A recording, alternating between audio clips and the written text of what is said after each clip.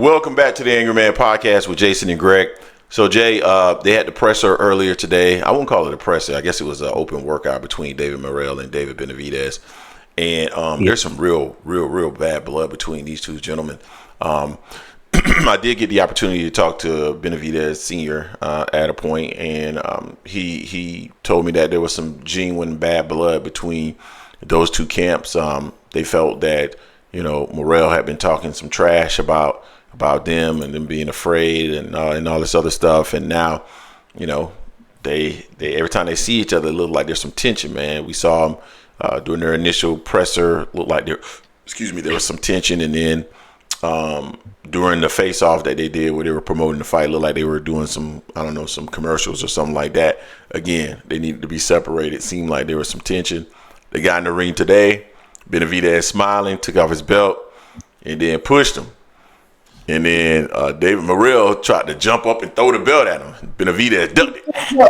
So hey man, it was kind of crazy, man. Like that whole incident and how everything came together, it was kind of crazy. Benavidez he's a mean guy. When he is in camp, like he's a mean dude, and I think he shift gears because, like, you think about it, like he had that same energy for Caleb Plant, and after the fight, him and Caleb, they were good. Like, I won't say right after it, because like when the fight ended, Benavidez still like, get out of my face. But then, like, when the fight was like, okay, the fight is now over, he kind of switched out of it, and they were cool. So, but yeah, I think this is gonna be a great fight. I think it's gonna be an amazing fight because I think both gentlemen they have issues with each other to a certain extent. I don't think it's like super personal, but I do believe that, when it comes to boxing, you're in a situation where you feel like that man over there is in a position where he can take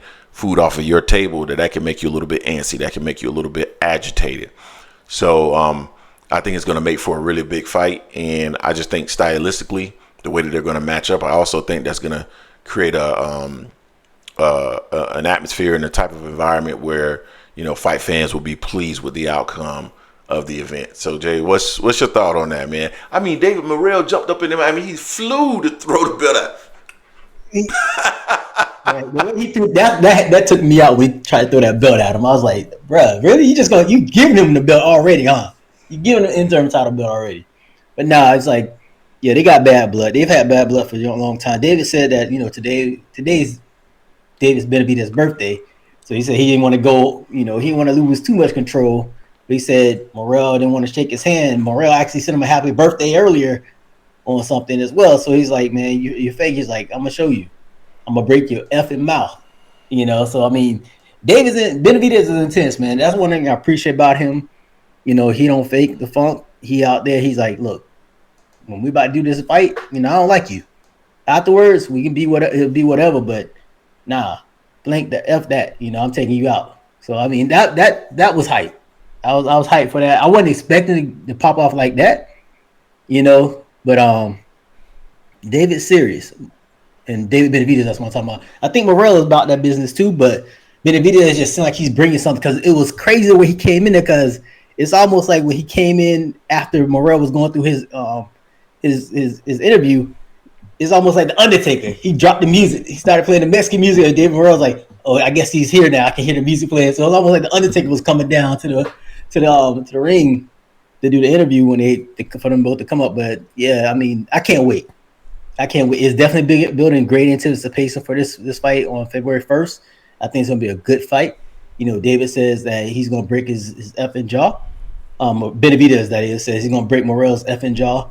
Said that he has the experience, he has everything for him. He said that he's gonna handle business. Now Morrell was funny though. Morrell said call David Benavidez RoboCop. It demonstrated like he's just pretty much his stakes. I'm like, I wouldn't say that's David. Benavidez is not just stiff like that, but we're gonna see on February 1st, man, when these gentlemen get in the ring and take care of business. Yep. He's trying to say that David Benavidez has a stiff boxing style. Is that what he was trying to say? Yeah. Yep. Says he doesn't move at all. He actually literally did this and started walking around the platform like this. And David's like, okay. And Benavidez like, okay, whatever. So I guess I get where he's trying to go. I would say Benavidez's style.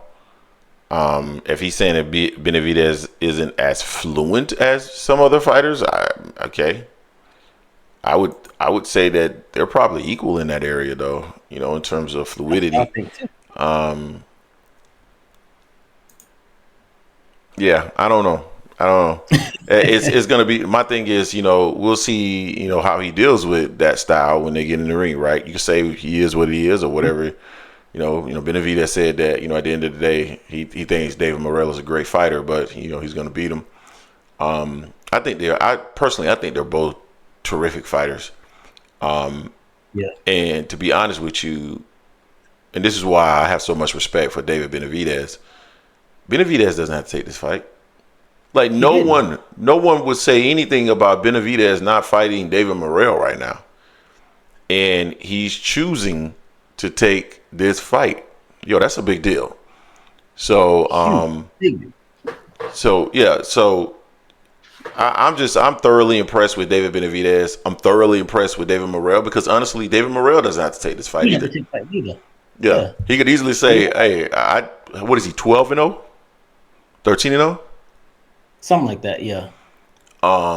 He could easily say, "Hey man, I'm not ready to take this fight yet. I need a few more fights under my belt before I fight David Benavidez." So you got to commend both of these guys, and that's the reason why coming out of this fight, you know, both of them should be praised as long as it's like a competitive fight or it's a fight that, you know, fight fans and people of that nature are interested in. As long as that's the case, then it'll be good. But when two fighters like this come together to put it all on the line, we gotta make sure that we support fights like this and fighters like this. 100%. I mean, like you said, neither one had to do this. They're trying to do some other business at 168. They were ducked and avoided at 168 by another fighter. They went to 175. Now they're like, look, they could have fought somebody else and been ready to get the mandatory for the belt in their respective sanctioning bodies that they're in. But they're like, nah, let's get this on now. And then basically the winner is looking to fight whoever wins out of Bivol Benavidez rematch for undisputed. You know, they could have gone a different route, but I commend both Davids for this. It's gonna be a good fight on February 1st.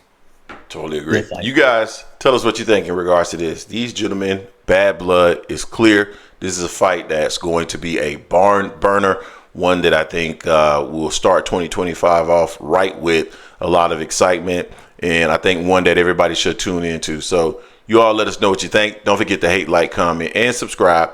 This is the Angry Man Podcast and Sports Media, and we are out.